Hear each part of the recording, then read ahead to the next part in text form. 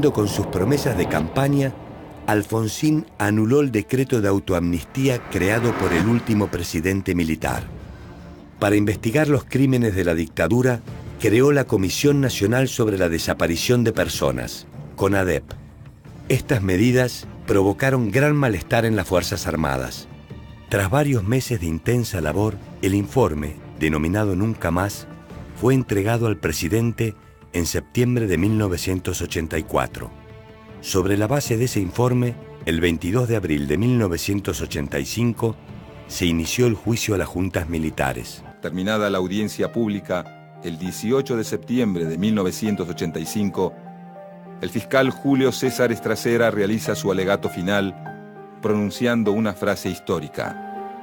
Señores jueces, quiero renunciar expresamente a toda pretensión de originalidad para cerrar esta requisitoria. Quiero utilizar una frase que no me pertenece, porque pertenece ya a todo el pueblo argentino. Señores jueces, nunca más. Finalmente, el 9 de diciembre de 1985, se produjo un hecho sin precedentes en la historia latinoamericana. Condenando al teniente general Jorge Rafael Videla a la pena de reclusión perpetua, condenando al almirante Emilio Eduardo Macera a la pena de prisión perpetua, condenando al brigadier general Orlando Ramón Agosti a la pena de 4 años y 6 meses de prisión.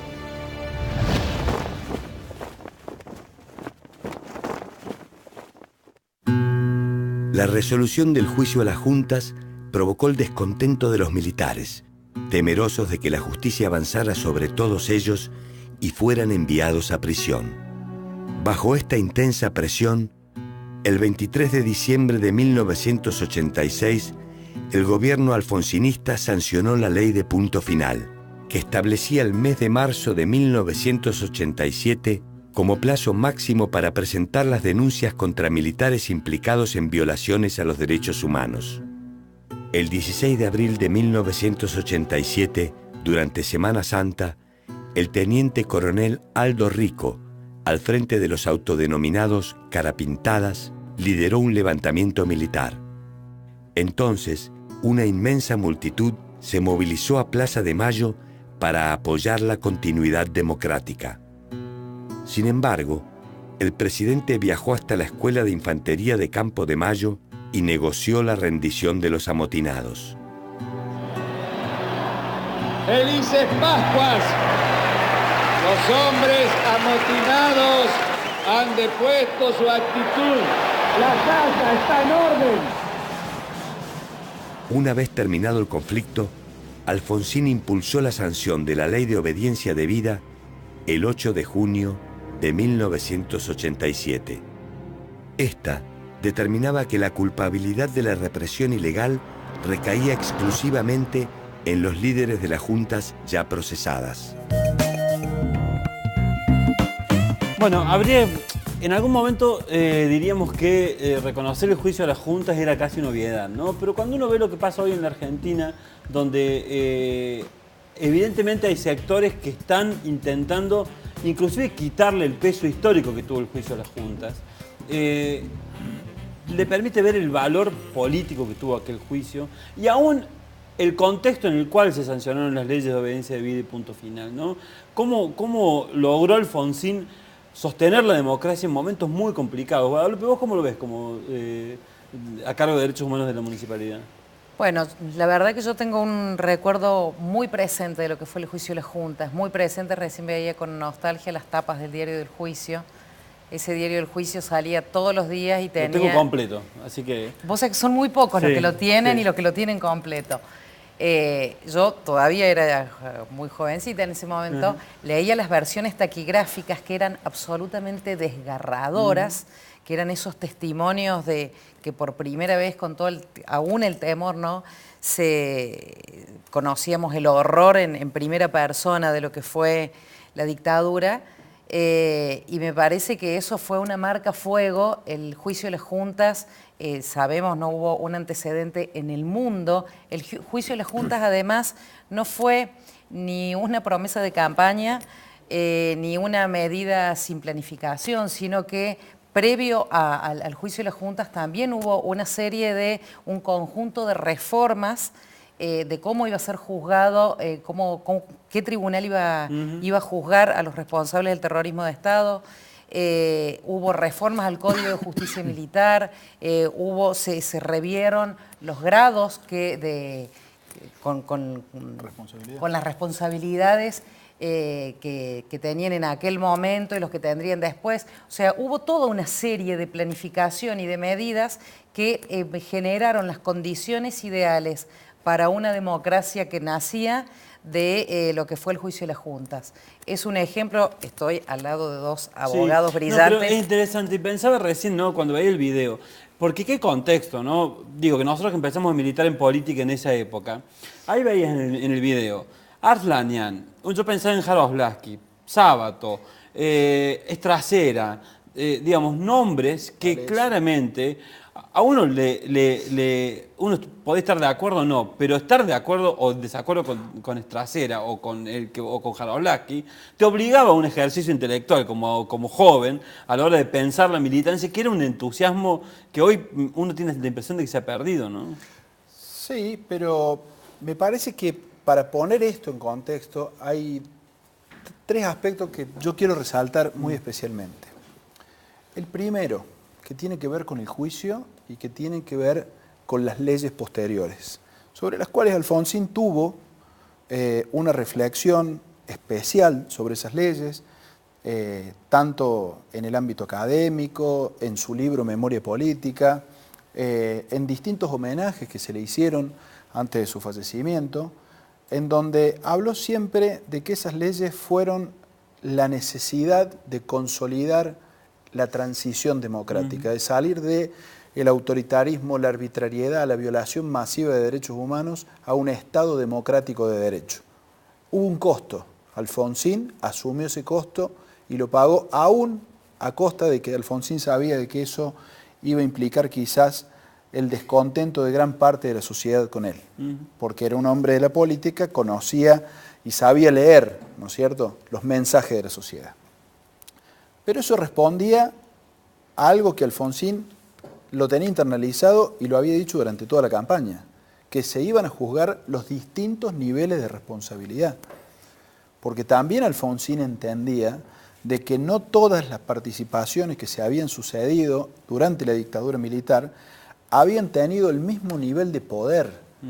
No era lo mismo un jefe de división, un jefe de zona, que quizás un conscripto o un suboficial que en caso de no acatar esa orden ponía en riesgo su propia vida y la de su familia como elemento ejemplificador para los demás. Entendamos que la institución castrense es una institución vertical, donde no hay posibilidad de debate democrático.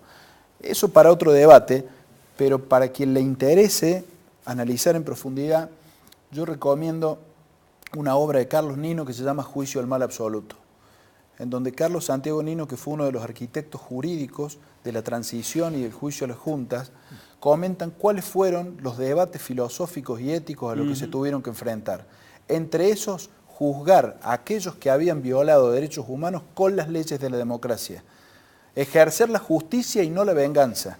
Porque, como bien decía Guadalupe, en ningún otro proceso, ni en América Latina ni en el mundo, se dio una salida de una dictadura por ruptura con el régimen anterior.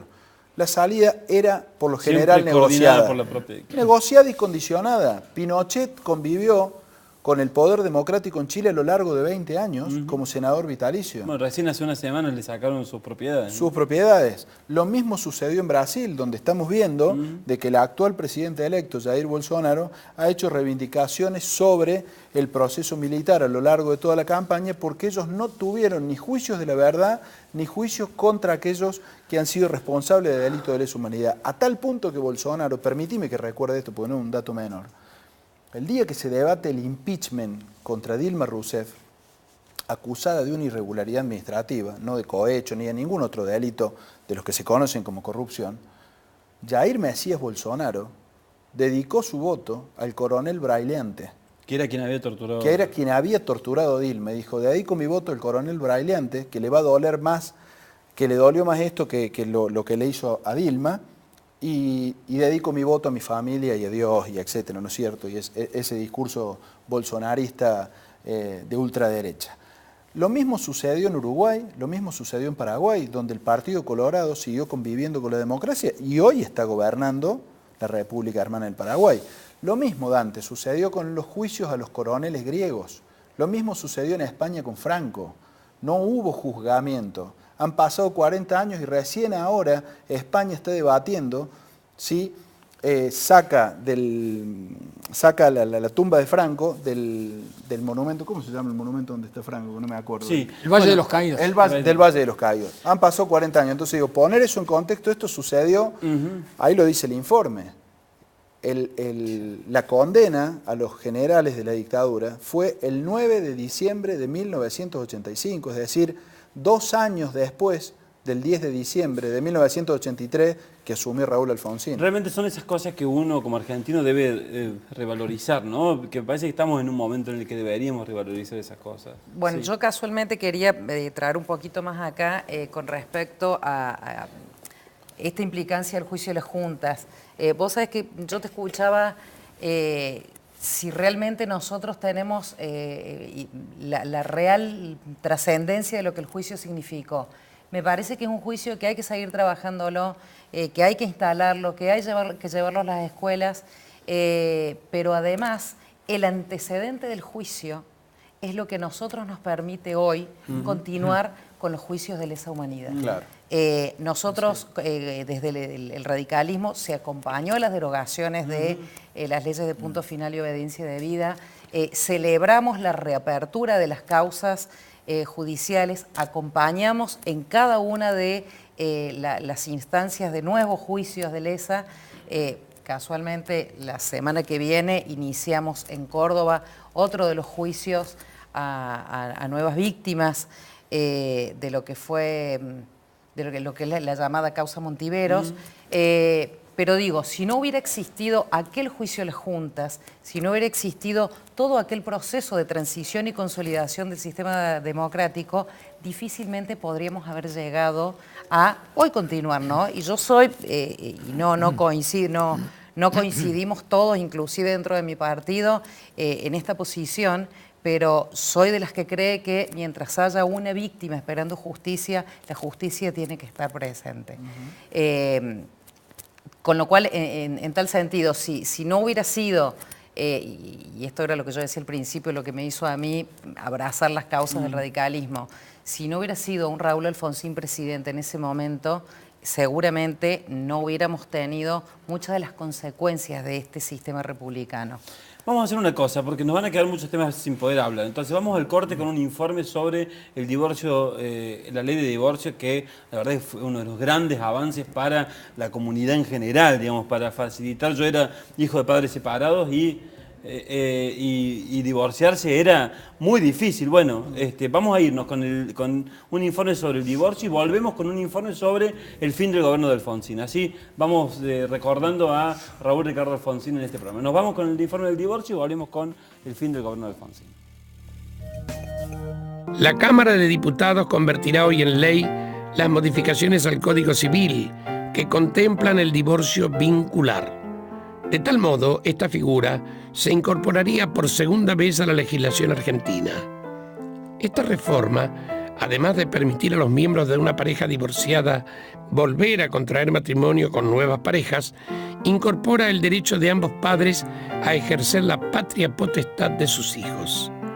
Así, la Argentina se convierte en uno de los países que, como las sociedades más avanzadas, conquista un nuevo terreno en materia de leyes sociales.